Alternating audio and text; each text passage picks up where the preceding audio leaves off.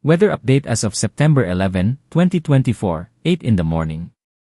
Ang trough at ang southwest monsoon o habagat ay magpapaulan sa iba't ibang bahagi ng bansa sa mga susunod na araw.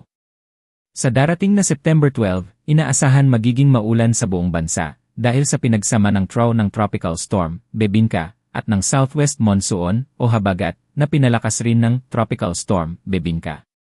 Ang tropical storm, Bebinka, sa ngayon ito ay hindi inaasahan na tatama sa bansa. Ito ay patungo sa direksyon ng southern Japan at Taiwan area.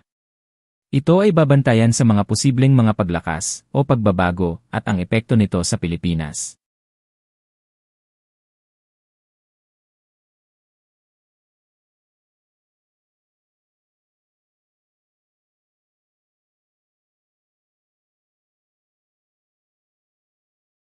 Disclaimer: bilang independent weather forecasting page, gamitin lamang ito bilang reference page.